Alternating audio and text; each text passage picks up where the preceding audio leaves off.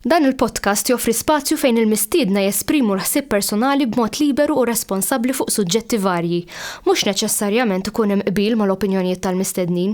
Għalhekk nistiednu lill-udjenza sabiex tevalwa l-argument miġjub u bl-ebda mod ma jsir attakk personali fil-kummenti.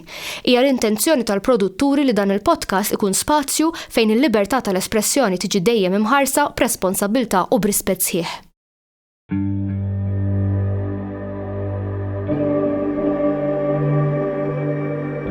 Perhaps we need some outside universal threat to make us recognize this common bound. I occasionally think how quickly our differences worldwide would vanish if we were facing an alien threat from outside this world.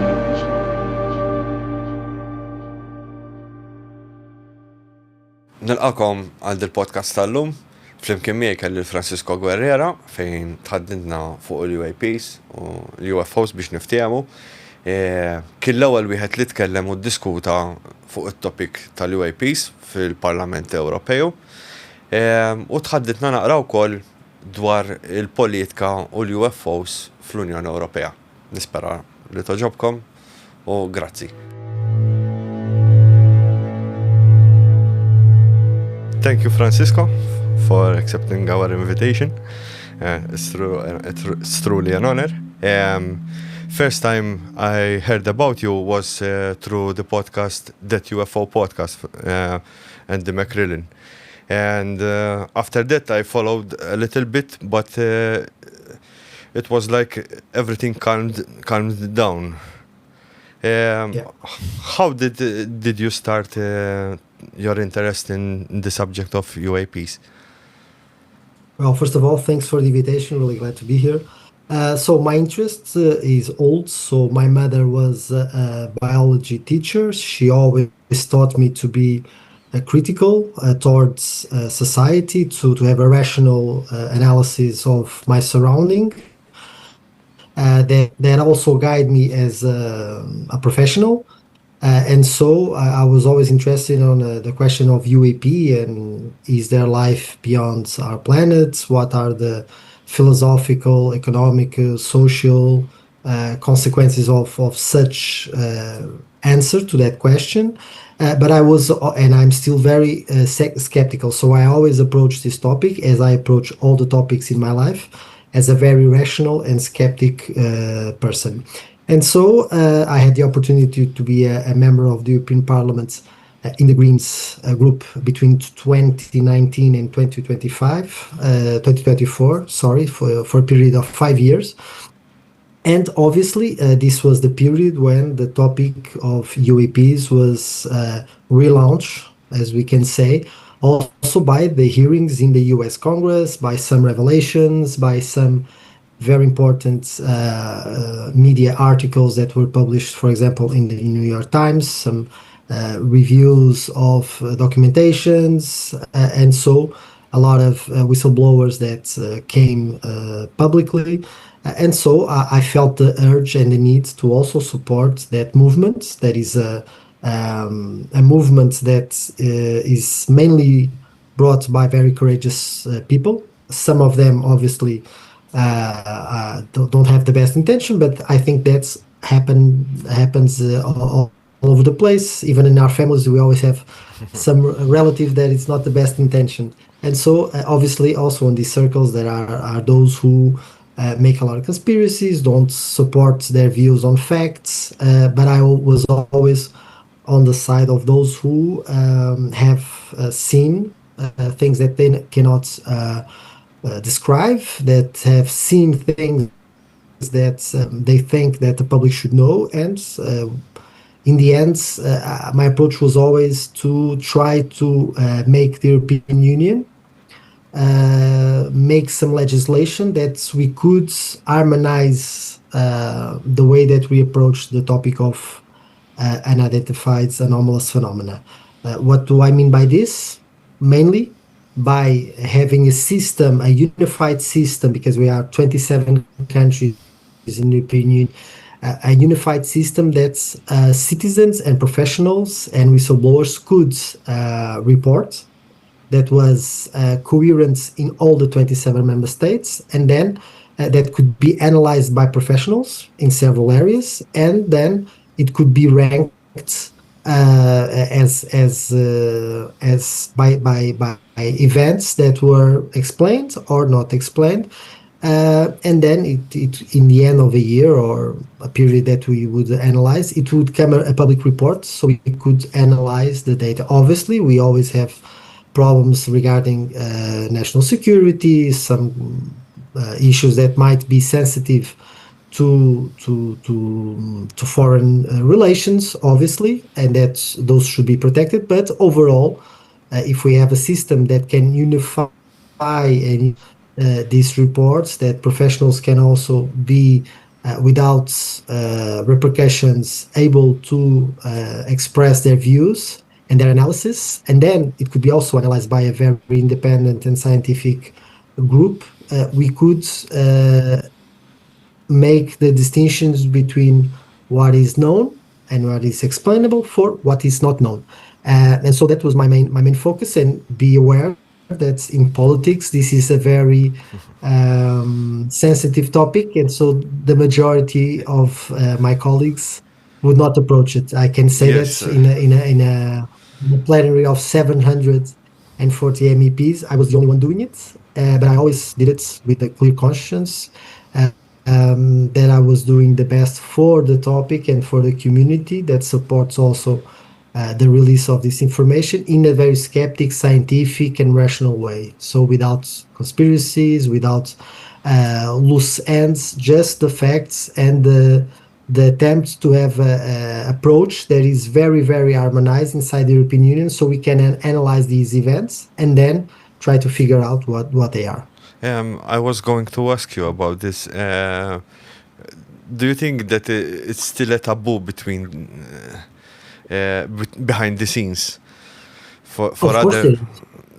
Because if it wasn't for your courage, we would never, I think, talked about UFOs in the European Parliament. Yeah, but even with my so-called courage, but then I think it's just a representation of the will of the people, and a lot of thousands, if I may say, if not millions of citizens want to know the reality of the data, and they want to know the reality of these events being what they are, and sometimes they are explained, and if they are not, how can we improve, for example, our technology to try to assess what they are, because they can be explained. I can imagine that even for the most skeptical, some of these events cannot be explained because we don't have the technology still to detect some phenomena. So even if you are a totally skeptic person, we should support this kind of effort so we can develop the technology, so we can have the platform for us to improve the analysis of these events, so then we can have a better approach and a better reply. Unfortunately, politically, this is a topic that has a lot of stigma. I was alone in the European Parliament, even in other parts of the world. In terms of policy, there's a very few actions being made. Even in the US, I feel that there was a hope on the second term of President Trump that was, I would say, very innocent, so to say, wishing that he would do something about it. For me, it was obvious that he would not do anything about it because he doesn't really care about facts and truths. He just wants to have that political drive and try to pick up the main pockets of anger to be reelected and to be on the spotlights. Unfortunately, I think the topic was again misused. A lot of hope put on this administration, and we now see that, as I expected, nothing would come about on new revelations or new data about the topic. And I also feel there's a lot of misinformation again, trying to derail some positive actions that were made, mainly through the congressional hearings with the whistleblowing, some legislation that was trying to pass through Congress also. And unfortunately, we got stuck. And I think, again, we are in a standstill. And the focus, as I see it, is always on the US. But in Europe, we have a rich history of UFO sightings and other experiences. I have talked with a lot of Maltese that had experiences. I think we're about more than 1,000 experiences of UFOs and paranormal stuff. But Portugal is not less than Malta.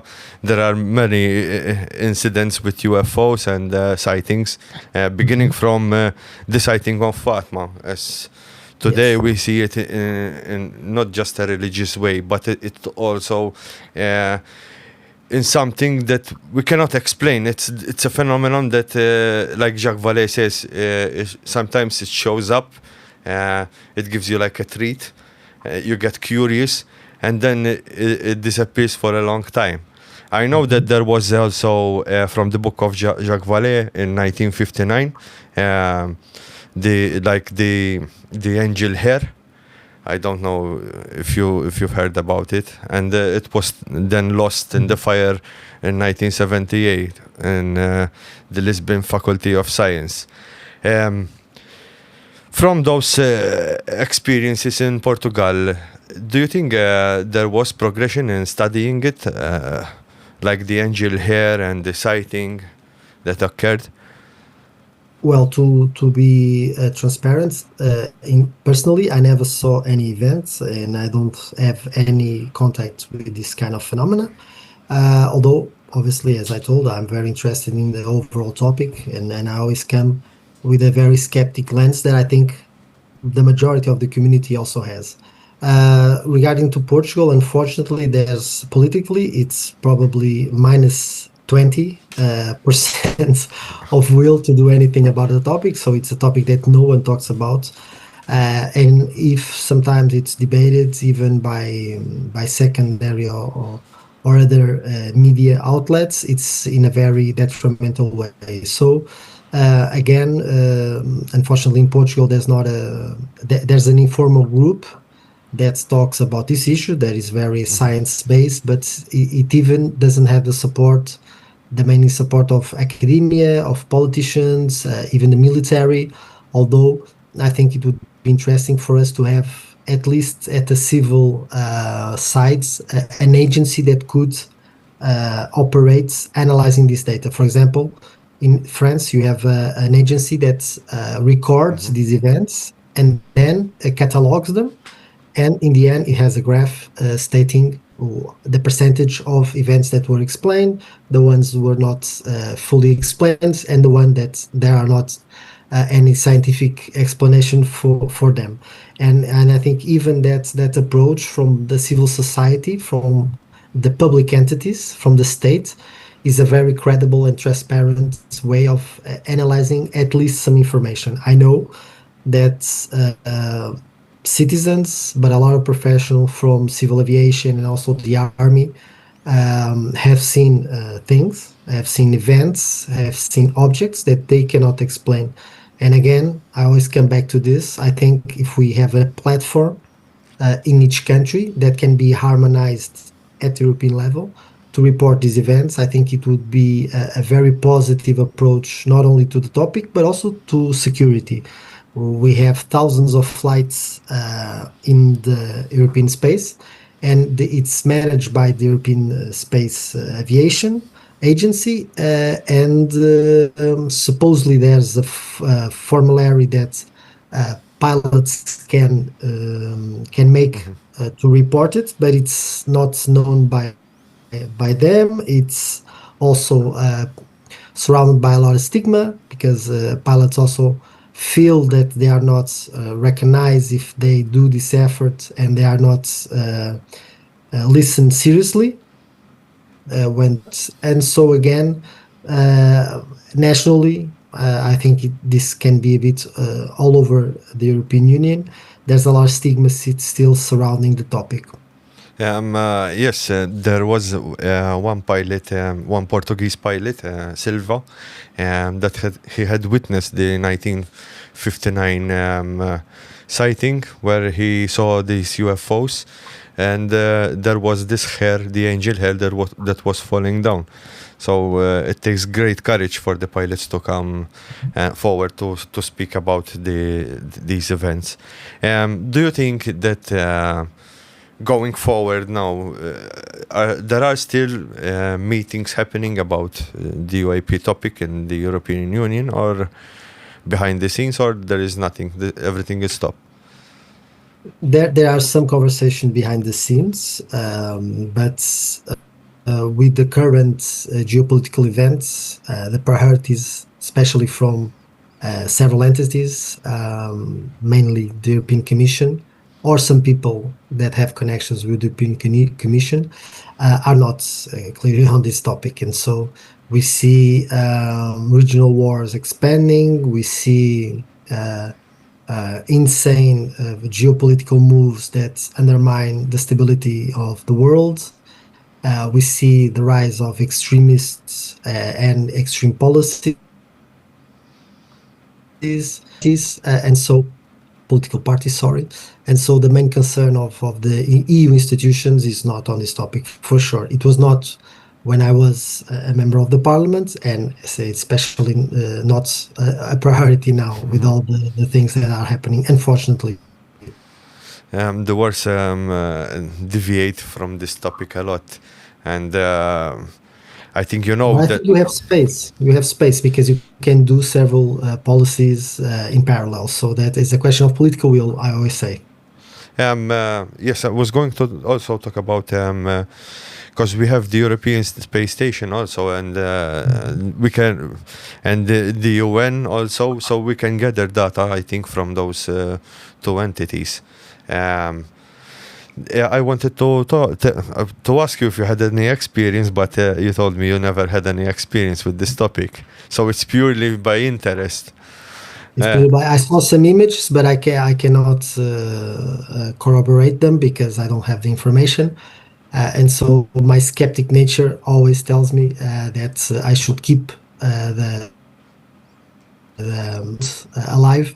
And that's my main objective. Obviously, I know that there's a lot of reporting, there's a lot of witness, there are a lot of professionals that came with relevant information, and there are some events that we cannot explain, and I think that's enough for us to have this approach, that we should be inquiring, because this can be life-transforming for humanity, for our perception in the world and in the universe. And so even though we don't have an answer, and even though we might be inclined to want to have an answer, being that there are extraterrestrial or intraterrestrial, whatever you want to call it, life forms, and they are visiting us, whatever it's your approach, I think the simple question that we should be asking, that are we alone in the universe? Although we are not alone, because humans have a beautiful biodiverse planet, and so that's a stupid question if you look at the premise. We are not alone, obviously, but considering other species that we don't know from out of our biosphere, that would be a very interesting question, even for us to analyze our economic, social, and cultural system. Because also, at least in my perspective, policy and policymakers lack a vision of what we can be and what can be done. So we live in an abundant society that has all the technology needed for us to have an abundance of resources. Obviously, some will have more, some will have less, but there's no technical problem for us to feed anyone in the world, to give fresh water to anyone in the world.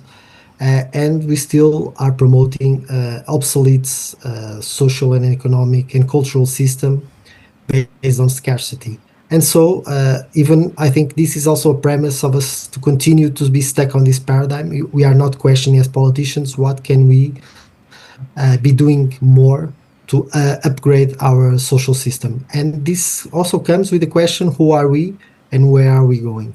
And so if we don't do this question as politicians and citizens, obviously we will not try to reach any other conclusion, and we will just stick to the old left versus right, capitalism versus communism, this versus that, as a gay versus straight, this versus that. And there is so much more that we can be challenging ourselves to do paradigm, unfortunately. And we in Malta we do CE5. I don't know if you know what CE5. We try to make a contact with this phenomenon, and I heard that also Portugal they are doing it. So if everybody tries CE5, maybe someday they will see something and they get their interest. We don't know. I travel a lot by plane and I never saw anything, but we never know. But usually they close the window. Last time. No, it's mainly open. It's mainly open. But I was always also reading and working on the plane, so I was kind of not focused on the outside. Have you ever seen any photos from any satellite image or something? I've seen some photos of some pilots, and it was very difficult to explain what they were, well, that was my contact with the topic. But again, I'm very skeptic. I'm not saying that it was not real. Because we need the data also. I cannot also not explain what I saw. So I think that should be that also drive me to continue this work at the European Parliament, because this could be a very interesting way of us to have an independent scientific committee that could analyze this data, and they could cross-check with radar, with civil military information if available, so that then we can exactly what it is. It can be a natural phenomena, it can be like a military exercise, it can be other stuff, but then we have to make the comparison with a lot of areas and with a lot of data. And obviously I saw some images, but again, as I told you, it comes from my skeptical side. I cannot verify any information. I was not also in those kind of rooms that you have in the US, skips, that you are briefed with more information and verified information. So in the European Union, at least as far as I know, we don't have those kind of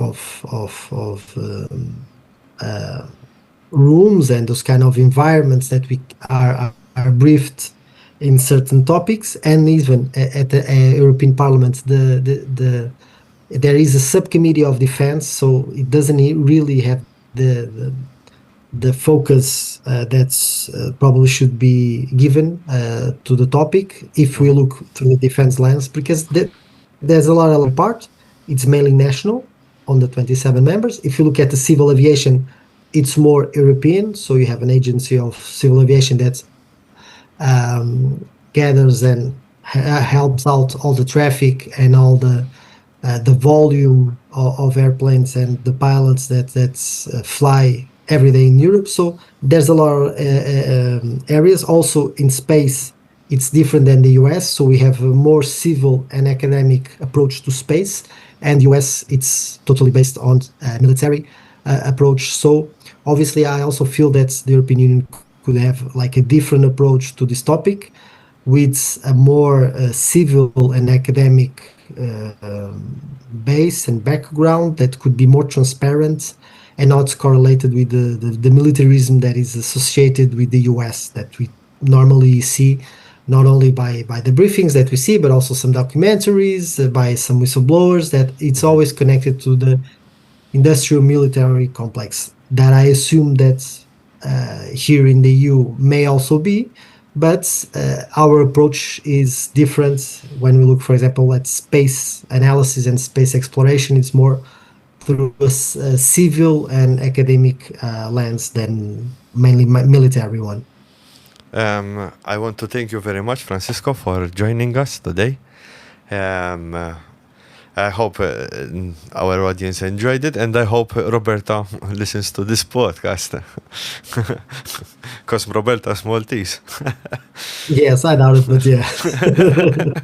Thank you very much, Francisco. No, it's okay. Thank you.